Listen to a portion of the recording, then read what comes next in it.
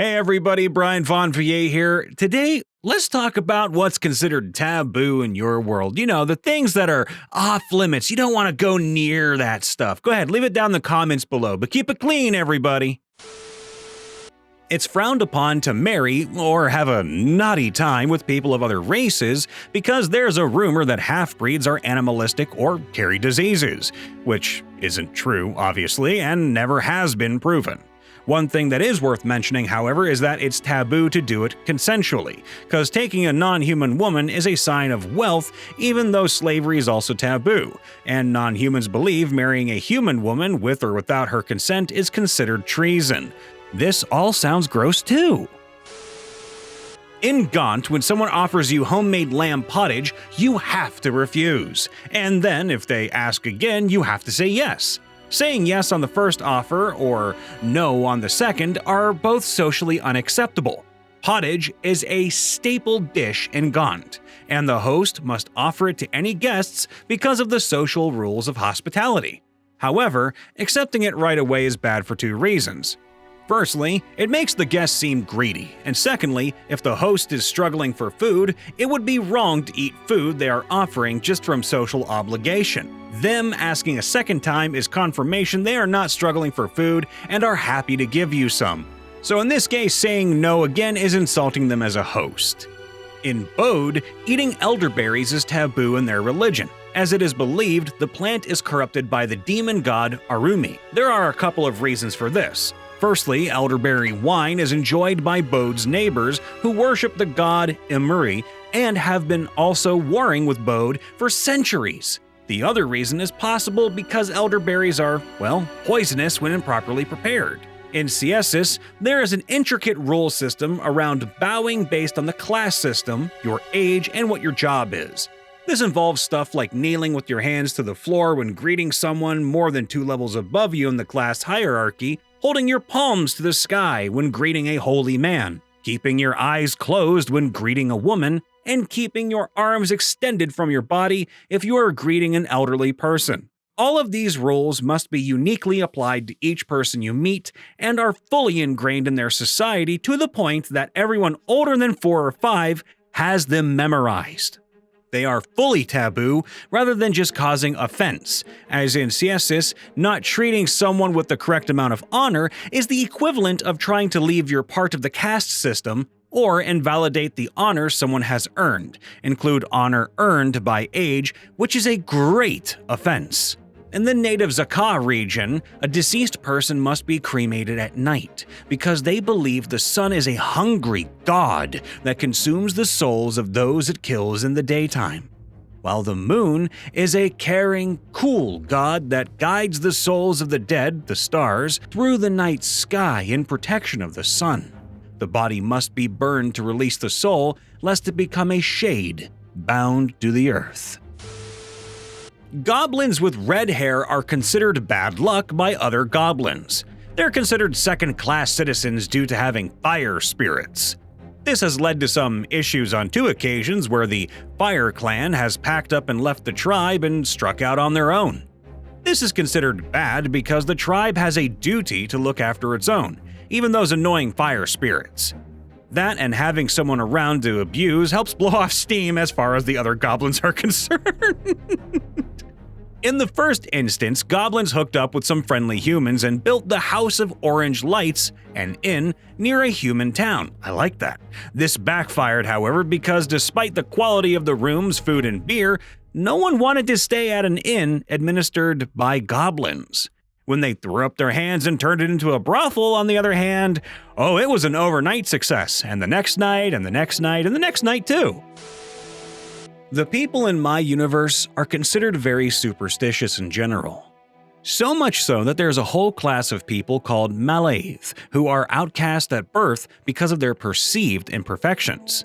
The prevalence of magic in everyday life has made science a niche field, so unexplained deformities or dissimilarities in people must mean the gods have cursed them, right? Vitiligo, heterochromia, autism, albinism, cerebral palsy, 6 fingers, you're a malthe. The Fulmen, my high elves to put it simply, even outcast those born with black hair because it's a genetic mutation that doesn't happen naturally in their race. Their position as lesser than was solidified by the goddess of the profane who would take pity on them. Necromancy, vampirism, and lycanthropy were all gifts that she bestowed upon a malthe who were more or less about to become victim to a hate crime, so that they could save their own lives. The stories of the survivors traveled and people only became more afraid. One of my main characters is a malthe and also a favorite of mine. But besides that, the usual stuff, necromancy, cannibalism, blood magic, but that stuff differs from culture to culture. This sounds like a really cruel world to live in, and I'm sorry for anyone considered a malthe. Failing the mourning ritual. When a loved one dies, especially a spouse, you are duty-bound to retrieve their remains regardless of time, expense, or impracticality. Once retrieved, the survivors must bring their loved ones to an echo priest in a chapel of remembrance. The priest will perform a ritual of mourning with the friends and family of the deceased and create a lifelike moving statue of the departed, which will speak quotes from the various vivid memories of those gathered that they had of the deceased in life. This ritual can last for minutes or days, but can fail if the person left no impression upon the living. The public is free to visit the statues to gain insight and wisdom and feel connection to those who came and went before. The statues mark the burial site of the departed in the halls of infinite eternity. Those who fail to remember their loved ones or do not complete the ritual when they could have participated are generally shunned or looked upon like thieves for hoarding memories that should belong to the community. Occidental Satarian cultures have very specific taboos surrounding executions. Breaking these taboos is considered sacrilege, although there is no scripture or clerical law surrounding them. It's thought to bring the wrath of the gods in the form of bad luck upon the community. Beheading, for example, is forbidden. It's the way headhunting Classons and Glatons would fight their enemies in ancient days. That pagan practice is one that honors the superstitions of foreign gods. Hanging is also forbidden, as is spearing. Both were employed for human sacrifices to Tuatha and Invagan pagan gods in ancient times. Starvation is also forbidden. This method of execution was used in Gueria and was later outlawed upon the League's conversion to Satarianism because of its connection with the traditional Querite goddess of the hearth. Stoning is forbidden. Garthers do that, and they're unbelievers. That's so simple. It's like, you don't believe, you can't do this crap. The three methods of execution that are permitted and commonplace are crucifixion, being beaten to death, and burning. In Evera, most outlaws are crucified. Most towns have a few crosses, and larger cities have crucifixion frames. So wait a minute. They taboo some of the okay, don't behead them. That's too easy. Hanging them, too easy. Breaks the neck. Everything else, just torture them as much as possible. That's okay. Don't mix necromancy and clockwork. The creations of this practice are abominable in all degrees and immensely dangerous, for the combination robs them of the weaknesses classically known about their constituent parts. It only happened once, and it was known as the Corin Incident. The destruction caused spawned one of the main administrative organizations regarding the creation of clockworks in the Svenic Empire.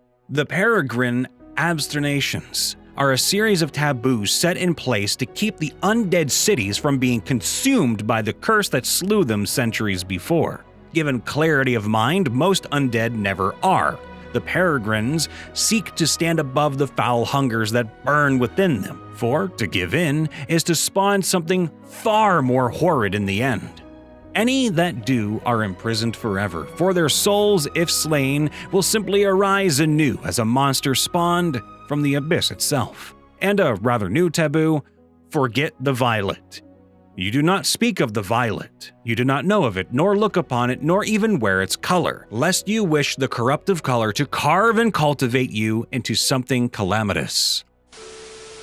Sci-fi, post-apocalyptic, and oh baby, there's worms!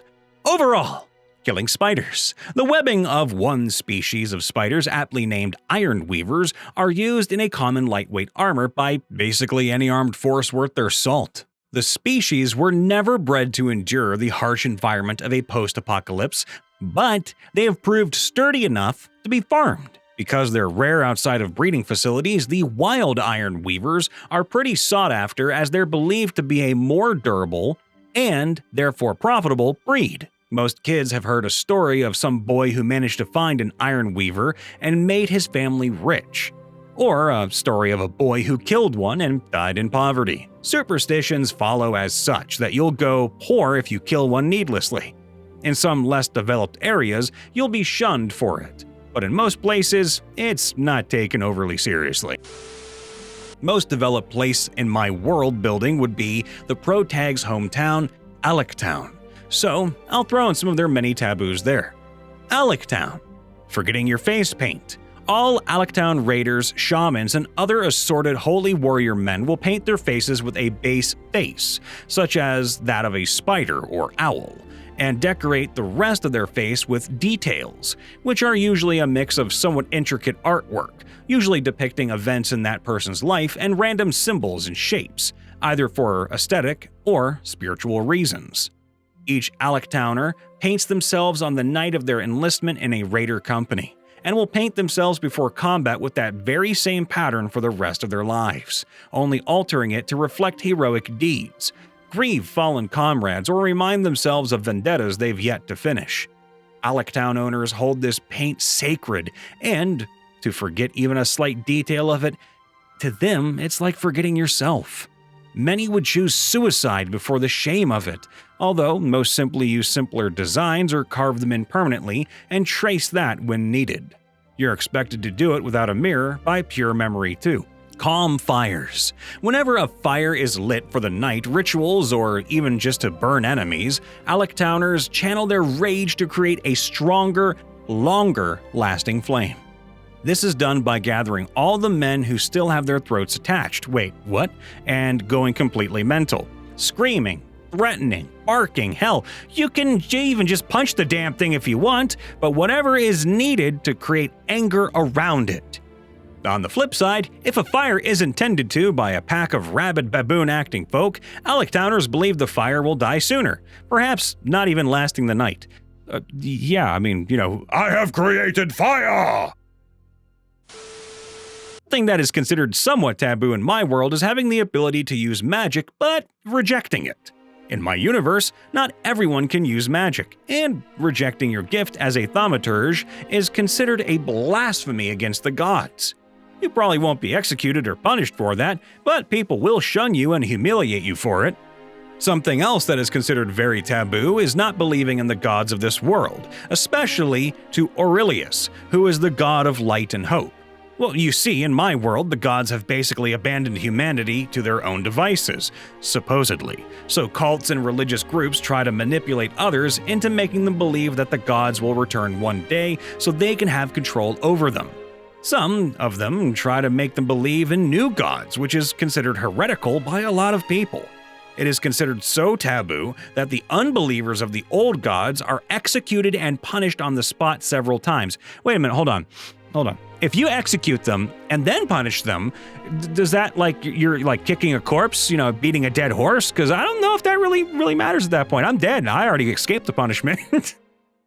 Hey everybody, Brian Von VA checking in after the vid. Please make sure to leave a like, subscribe, ring that bell, and let us know what is considered taboo in your world. We love you all. Please be safe, be happy, and no matter what, we will be right here waiting for you. See you later.